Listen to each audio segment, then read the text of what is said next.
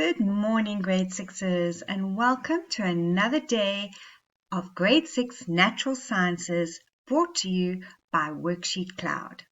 If you have any questions during the lesson, please send an email with your question to grade6@worksheetcloud.com.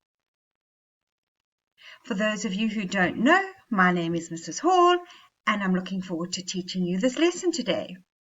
So grade sixes, I've decided to give you a lesson on a recap and consolidation of electricity. And the reason for this is we are flying through the curriculum at a wonderful pace, but are we taking time to go back and consolidate? I think it's important, especially for when you get back to school. Okay, so let's start our lesson. What do you need for this lesson, grade sixes? You need a paper, because you are going to be writing down some answers for me, a pen or a pencil, a ruler, and I need your brain switched on. Yes, get your brain active, jump up and down, and get ready, grade sixes. I'm going to give you a second. If you haven't already got your paper and pen, jump up and get it, or you can pause me. Right, let's get started. So, just a bit of recap on conductors and insulators. We have looked at them, but very briefly. So today I want to do a little bit of an investigation into conductors and insulators and let you work a little bit. So we can say that a material or object conducts electricity or it does not. What does this mean? Let's do an investigation to find out. To do this, we are going to use a simple circuit. You all remember what that is? We will connect pieces of different materials into a closed circuit with a light bulb in it.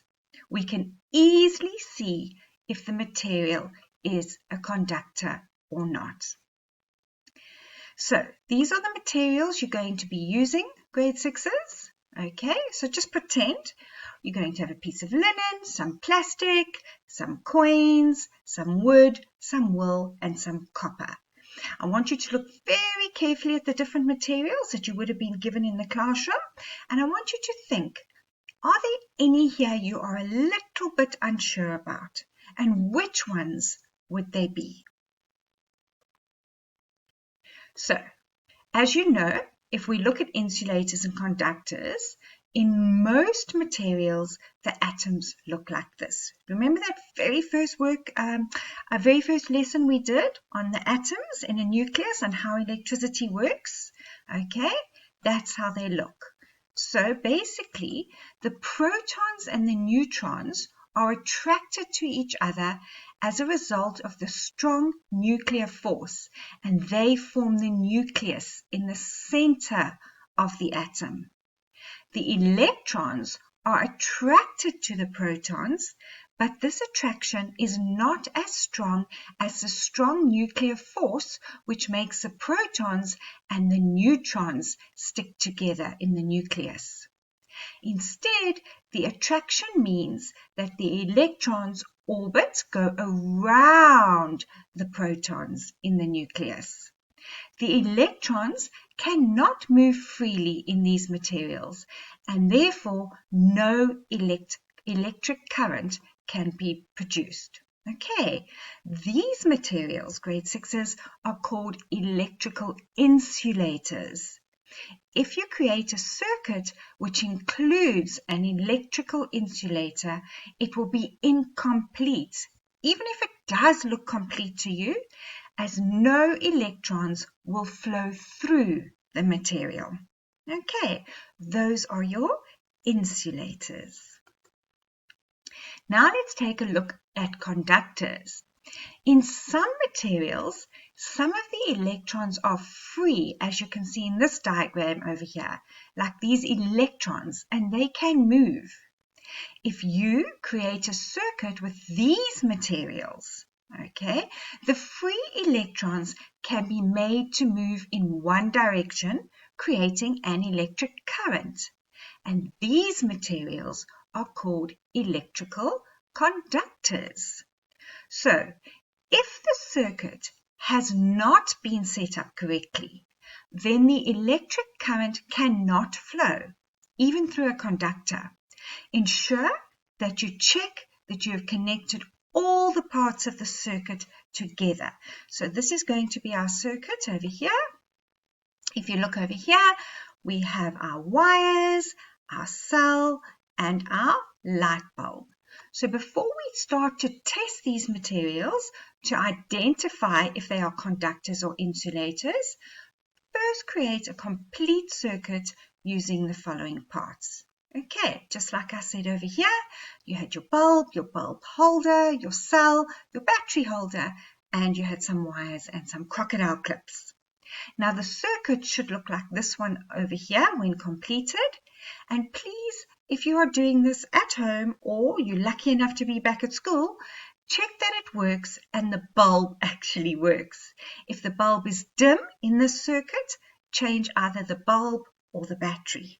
Okay, so testing our materials, you will need one additional wire and you are going to connect the material to your circuit so that it now looks like this. You will choose the material and add it to the circuit. If the light bulb lights up, then the material that you've added to your circuit is an electrical conductor. If the bulb remains unlit, the material is an electrical insulator. It does not allow electrical current to flow through it. Very important, grade 6s, check that all the parts of the circuit are connected properly. So now I want you to record your findings on an insulator and conductor activity sheet. So you are going to write it up now. Okay, you're going to take a piece of paper and down the middle draw a margin.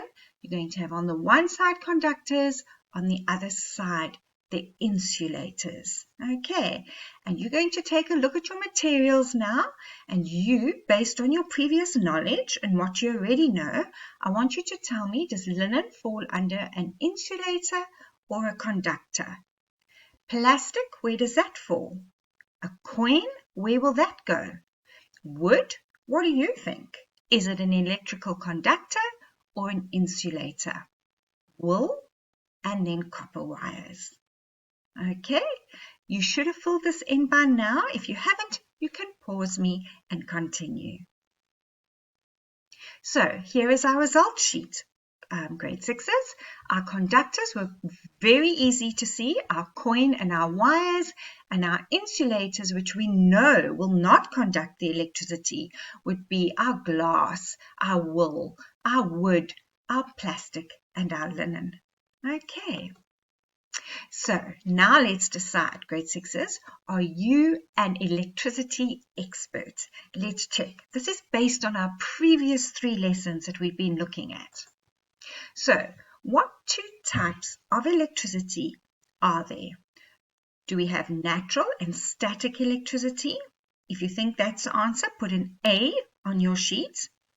Is it natural and man-made electricity? If you think it's that, put B. Or is it C, man-made and animals producing electrical shock? So what 2 types of electricity are there? Right, there is, what do you think the answer is? B, there is natural and man-made electricity. Well done to those who got it right. Which of the following is not naturally occurring electricity? So static electricity, if you think it's that, A. B, electric shock from an electric eel, is that natural? Or C, electricity produced by solar panels. Now we want it to be not naturally occurring. Which one is not naturally occurring? It would be C, correct. Name 2 man-made types of electricity. So, electricity made by man. Solar panels and lightning. Is that made by man? Static electricity and wind turbines. Is that made by man? Or is it C, power stations, and solar panels. So which are two man-made types of electricity? Grade 6s, choose your answer, A, B, or C. I'm going to go with C. Yes, and I'm correct. Right, materials that do not conduct electricity are called A, insulators, B, conductors, C, electrical appliances. Look back at your question. Very important that you understand it and read it correctly.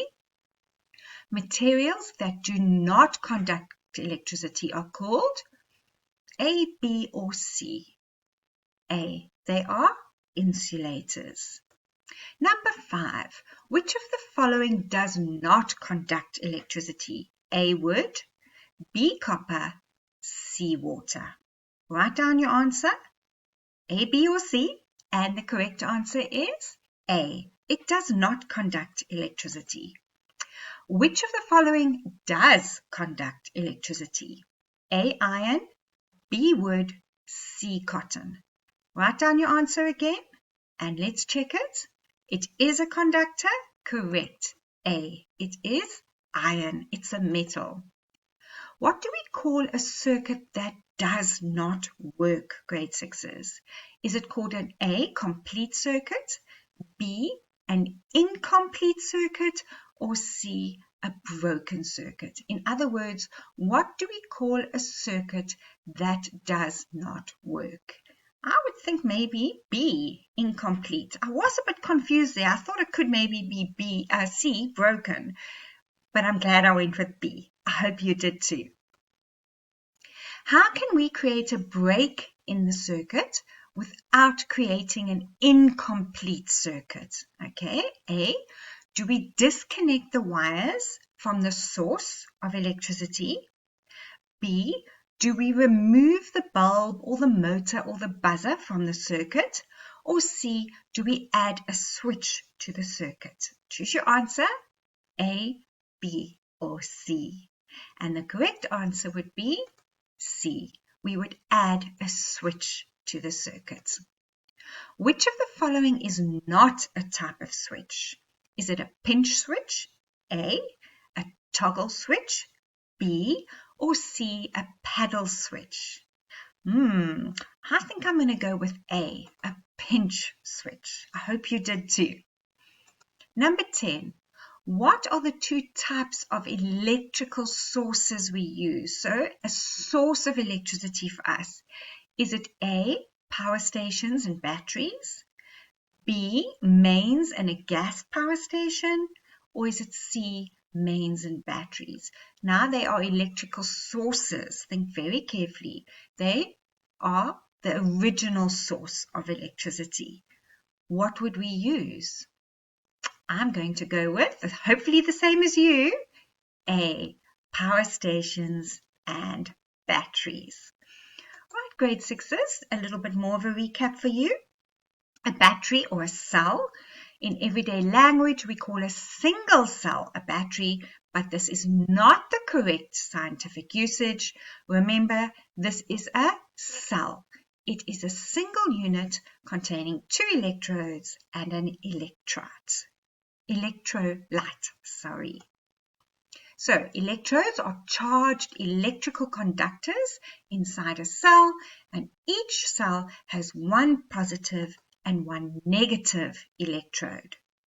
An electrolyte is a chemical that reacts with the electrodes to produce an electric current. Just a little bit of extra there for you, especially for the science buffs who love this kind of thing. So battery or cell again. A battery is the scientific name for collection of cells joined together. The above diagrams show single cells in individual cases linked together. Some larger batteries, such as car batteries, contain the multiple cells inside one case. Right, and there we have it. All the cells joined together. Now, let's see a circuit symbols memory test. You have 1 minute to memorize these symbols. I'm going to start the timer and you will have this 1 minute. So concentrate, grade 6s, concentrate. Look at the timer at the bottom. It's moving.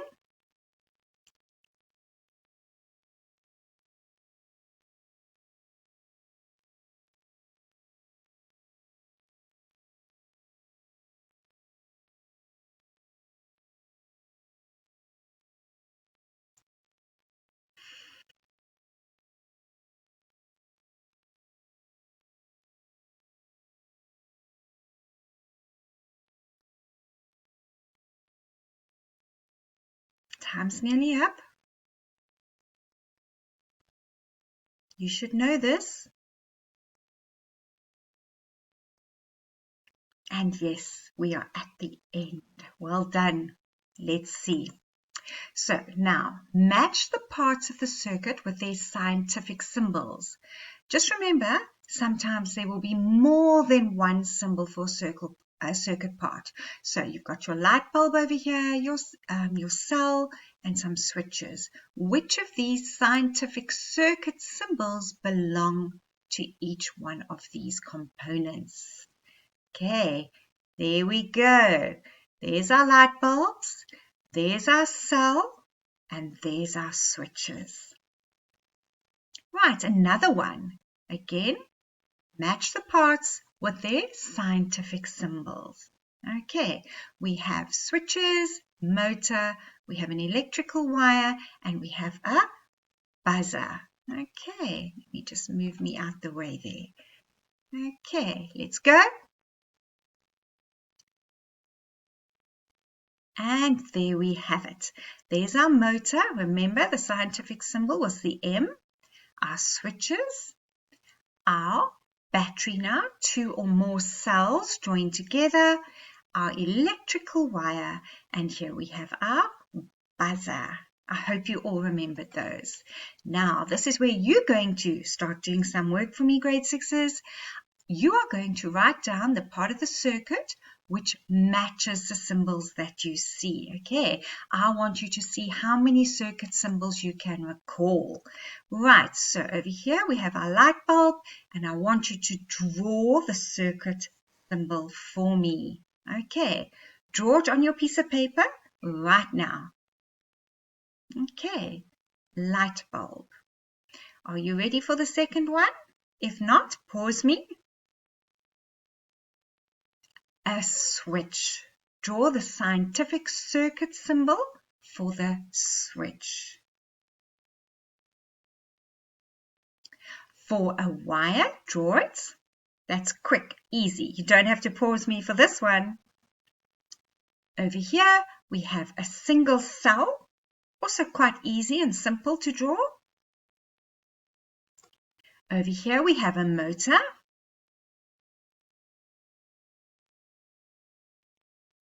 And over here we have a collection of cells forming a battery. How many cells do we have? Count them and then draw in the correct scientific circuit symbol. This is a big challenge. I'd love to be able to see who got it right. Here we have a buzzer. Remember, a buzzer gives us sound. Let's see who got it right. Right, there's our bulb. Okay, remember it could be either or. Okay, there's our close switch or our open switch. There's our wire, very simple and easy. Let's move me again. There's our cell, single cell, remember? There's our motor, our battery, and there we have our buzzer. Okay, grade 6s, I hope you got those all correct. Now, just for our last little bit of scientific challenge for you today, I want you to take this diagram over here and I want you to draw me a scientific diagram showing me what this circuit would look like if you were doing it in a scientific, correct manner. Okay, so we've got our switch, we've got our light bulb, and we've got our cell. Okay, I'm going to give you a second there or 2. And if you need more time, you are more than welcome to pause me. Draw in your circuit diagram. Remember the rules. You have to use a ruler for this. I hope that gives you a bit of a hint. And at the end, grade 6s, this is what your scientific diagram should look like. Your switch, right? There you have it. It's open. It could, if it was closed, you would draw your light bulb as glowing. Your light bulb, your wire, very simple, very easy. And your cell. Right. Well done, grade 6s. And just to end off, let's have a little bit of humor. Okay, there's a mom saying to the dad as he leaves or going to work, ever try those static free sheets you throw in the dryer? Because look, everything that is attracted to him has attracted to him through static electricity, even the cat. This is a cute one. I lost an electron. Are you positive? What happens when you lose electrons? You become positively charged. Okay. And then this cute one over here is my science project is an experiment in static electricity. I don't know how many of you have tried those on your teachers or your moms and dads at home. Okay. You seem to find these little things that shock us. We love it and we enjoy the humor. Grade 6s, I give credit to Cartoon Stock for these cartoons. Very cute. Thank you. Grade 6s, I hope you've enjoyed this lesson. Thank you so much for watching. And just remember, this lesson was brought to you by WorksheetCloud. Have a great afternoon. I hope you've enjoyed the consolidation and it's cemented some of those facts for you. I look forward to seeing you again this week. Take care, grade 6s.